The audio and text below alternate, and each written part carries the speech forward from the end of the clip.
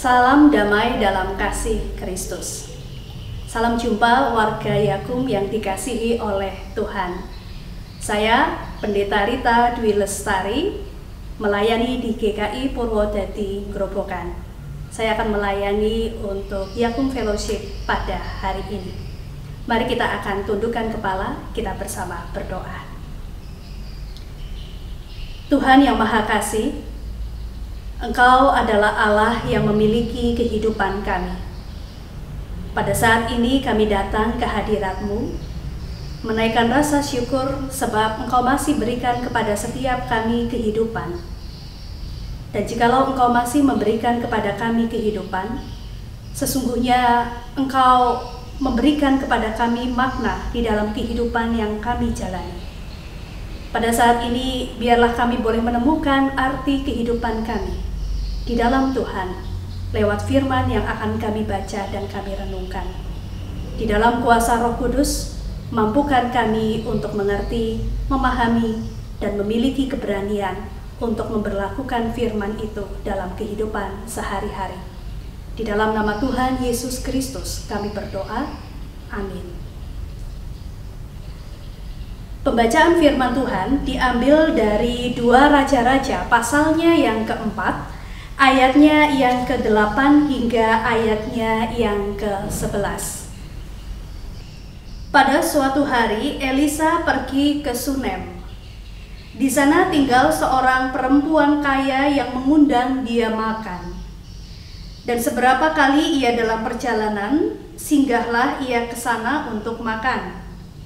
Berkatalah perempuan itu kepada suaminya, "Sesungguhnya aku sudah tahu bahwa orang yang selalu datang kepada kita itu adalah abdi Allah yang kudus. Baiklah, kita membuat sebuah kamar atas yang kecil yang berdinding batu, dan baiklah kita menaruh di sana baginya sebuah tempat tidur, sebuah meja, sebuah kursi, dan sebuah kandil. Maka apabila ia datang kepada kita, ia boleh masuk ke sana. Pada suatu hari datanglah ia ke sana, lalu masuklah ia ke kamar atas itu dan tidur di situ." Warga Yakum yang dikasihi oleh Tuhan, kita tentu tahu kisah tentang pemberian 10 perintah Allah melalui Musa. Perintah yang mengatakan jangan ada padamu Allah lain di hadapanku, jangan berzina, jangan mencuri, jangan iri hati dan sebagainya itu. Kita tahu bahwa kisah pemberian 2 loh batu itu sesungguhnya yang sampai ke umat Israel adalah loh batu yang kedua. Ada suatu tradisi Yahudi yang menceritakan tentang bagaimana 2 loh batu yang pertama itu hancur berkeping-keping. Tradisi Yahudi menceritakan bahwa Musa sangat bersemangat naik ke Gunung Sinai untuk menerima 2 loh batu yang berisi 10 perintah Allah. Musa sejatinya sudah tua dan tentu saja tidak mudah bagi dia untuk naik dan turun Gunung Sinai. Tetapi dia sangat bersemangat sebab dia merasa bahwa apa yang ia bawa, 10 perintah Allah ini akan sangat berguna, berarti, berharga untuk membangun kehidupan umat Israel selepas dari keluar dari tanah perbudakan di Mesir. Nah, di tengah perjalanan, ketika sampai di tengah, dia mendengar ada satu suara nyanyian. Dia terus turun, lalu dia melihat ada sebuah perayaan di kemah orang-orang Israel. Semakin dekat, dia menyadari bahwa umat Israel sedang mengadakan suatu perayaan. Perayaan menyembah patung anak lembu emas. Melihat hal itu, 2 loh batu yang dibawa oleh Musa seperti kata-kata atau 10 perintah Allah itu seperti lenyap begitu saja. Dan 2 loh batu yang dibawanya seakan-akan hanyalah dua bongkahan batu yang begitu berat. Batu itu kemudian jatuh dan pecah berkeping-keping. Warga Yakub yang dikasihi oleh Tuhan, ketika apa yang dikerjakan berarti, Musa begitu bersemangat. Namun ketika Musa kehilangan makna dari apa yang dikerjakan, dua loh batu itu terasa berat. Saya rasa begitu juga di dalam kehidupan kita. Ketika kita kehilangan makna dari apa yang kita kerjakan, ketika kita kehilangan arti dari apa yang sedang kita jalani, seperti relasi suami istri, ketika kita kehilangan arti dari relasi yang kita miliki antara orang tua dengan anak atau bahkan pertemanan. Ketika kita kehilangan arti bahwa apa yang saya jalani, apa yang saya kerjakan ini tidak berarti, tidak lagi berharga, tidak berharga pula untuk orang lain, maka pekerjaan atau relasi yang kita jalin itu menjadi suatu beban yang rasanya ingin segera kita tinggalkan. Di tengah kehidupan di mana banyak orang kehilangan makna dari kerja atau relasi hubungannya dari keberadaannya, kita diajar untuk menemukan kembali makna dari kehadiran kita melalui kisah perempuan Sunem. Kita diajar untuk melihat kepada perempuan Sunem ini. Ia adalah seorang yang kaya, seorang yang mengundang Elisa untuk makan di rumahnya ketika Elisa memang sedang berada di Sunem. Beberapa kali Elisa melakukan perjalanan melewati Sunem, maka Elisa akan singgah untuk makan di sana. Nah, apa yang dilakukan oleh perempuan Sunem ini adalah suatu bentuk keramahan yang umum dilakukan oleh masyarakat pada saat itu.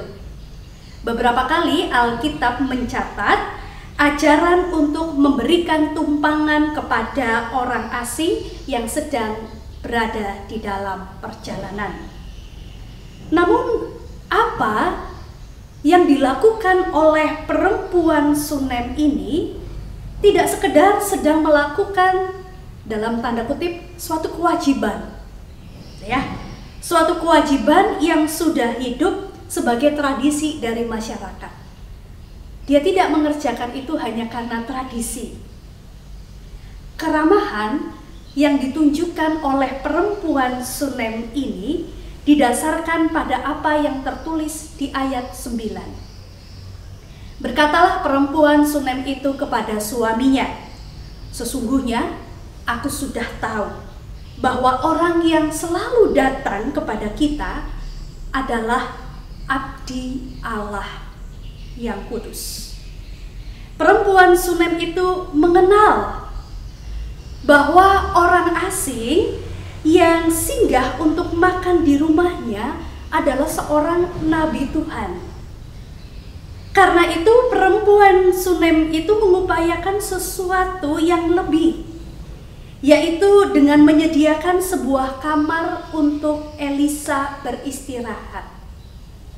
Lewat apa yang dilakukan, perempuan Sunem itu ingin ikut ambil bagian di dalam memberikan dukungan pada karya pelayanan pemberitaan firman Tuhan yang dilakukan oleh nabi Tuhan. Jadi dia tahu bahwa ini adalah nabi Tuhan. Dia membawa kabar, berita firman Allah. Saya mau mendukung pelayanannya. Saya akan menyediakan tempat beristirahat baginya ketika ia lelah. Warga Yakub, apakah Anda pun mengenali siapa yang sedang Anda layani dalam wajah-wajah orang asing yang Anda temui?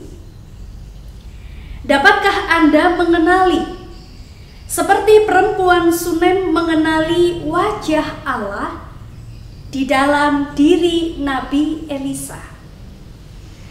Di masa pandemi seperti saat ini, wajah orang lain adalah wajah asing. Ketika wajah mereka tertutup dengan masker, orang yang kita kenal sekalipun terkadang menjadi susah untuk dikenali, menjadi asing. Apalagi mereka yang sama sekali asing dengan kita. Namun mungkin dengan begitu, kita sedang diajar seperti perempuan Sunem untuk dapat melayani dengan keramahan tanpa pilih-pilih. Bersikap ramah pada semua orang asing yang membutuhkan pelayanan kesehatan. Dalam wajah asing mereka terdapat wajah Allah.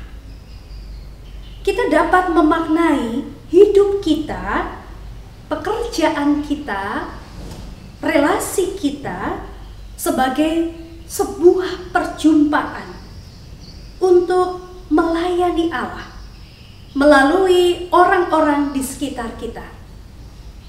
Kolose pasalnya yang ketiga, ayatnya yang ke-23 menulis, apapun juga yang kamu perbuatlah dengan segenap hatimu, seperti untuk Tuhan dan bukan untuk manusia. Memang menjalani pekerjaan sebagai seorang pemerhati bisa sangat melelahkan. Menghadapi orang dengan kebutuhan emosional yang sangat tinggi setiap saat bisa begitu menguras tenaga. Seorang pasien mungkin tidak berterima kasih kepada perawatnya atas apa yang sudah dilakukan. Kadang hal yang semacam ini membuat kita kehilangan arti dari apa yang sedang kita kerjakan. Namun semakin beratnya sakit seorang pasien, maka semakin berat pula baginya untuk berhenti memikirkan perasaan tidak enak tersebut dan ingat untuk bersyukur dan berterima kasih, bukan? Tenaga perawat atau tenaga medis perlu ingat, ketika merawat pasien, sesungguhnya ia sedang merawat kehidupan seseorang untuk bisa menjadi lebih baik dengan cara yang sederhana tapi penting. Yang perlu kita ingat adalah kehadiran kita dapat sangat bermakna dengan cara yang mungkin tanpa kita sadari. Kebijakan pelayanan yang dilakukan dengan sepenuh hati dan dengan dedikasi dapat menolong orang lain dengan cara yang mungkin tidak kita duga. Karena itu, teruslah setia pada tugas panggilan Anda, sebab Tuhan mau memakai kehadiran Anda untuk memberi makna, untuk menyentuh kehidupan orang lain dengan kasih Tuhan. Amin. Mari kita tundukkan kepala, kita berdoa.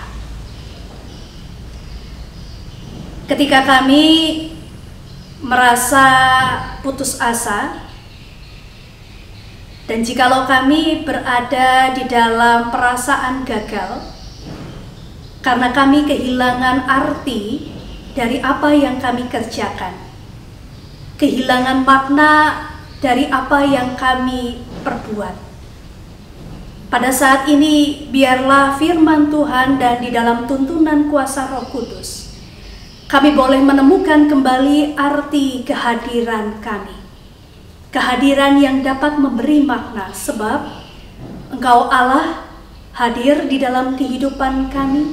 Engkau mau membagikan kasih-Mu untuk kami bagikan lewat kerja karya kami dalam kehidupan kami.